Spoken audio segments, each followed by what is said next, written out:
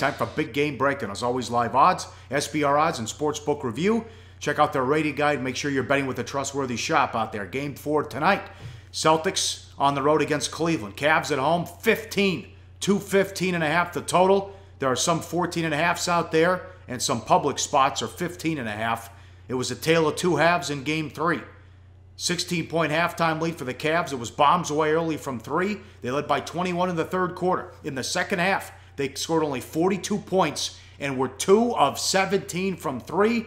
LeBron James disappeared. Didn't score in the fourth quarter. Celtics, well, how good is Brad Stevens out of timeouts, by the way, too? Great play he drew up at the end. Bradley hit the game-winning 3. Also, because it rolled around on the rim, it didn't go in till 0.1 second. We're left.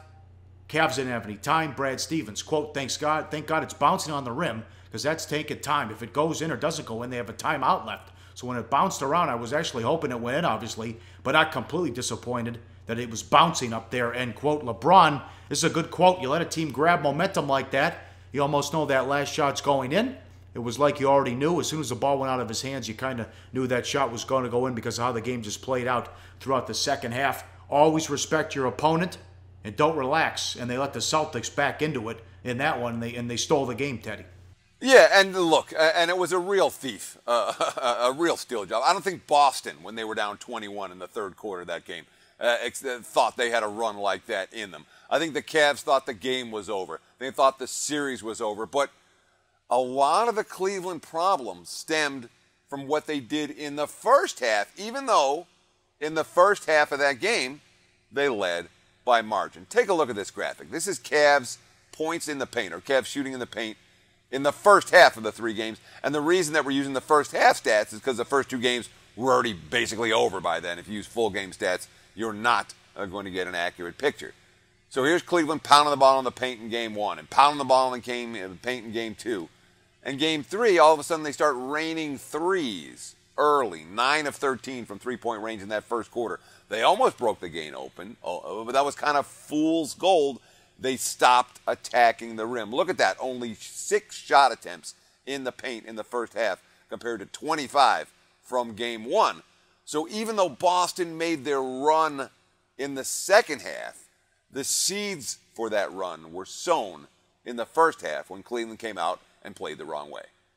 How much better was the defense without Thomas? Cavs have been scoring 135.2 points per 100 possessions with him on the court in this series. Still got 118.9 on Sunday, but that's 16.3 less.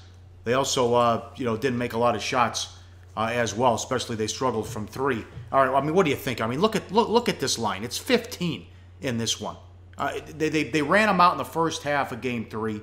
I like how the Jerebko got some big minutes. He was plus 22 in 13 minutes. That was a good move for Stevens. Where's he been for much of this series? But I like what Barkley said, that the Cavs were talking trash as they were kicking the Celtics' ass. Here they responded, and Jerebko was yelling at Love to not flop, and they fought back in this one. You got to give them credit for not going with the 1-2-3 Cancun in this one. Yeah, I mean, I'm not going to give Boston that much credit.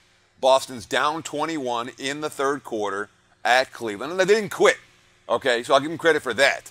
But the Cavs lost it more than the Celtics. Marcus Smart got hot and they started hitting some threes. But Cleveland didn't have the appropriate focus to close out an opponent they needed to close out. And look, the basics of the series haven't changed.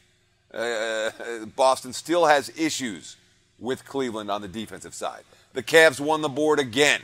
The battle of the boards in Game 3, 46-38. And even in losing the fourth quarter by 8, they won the boards in that quarter with a plus of 5 margin.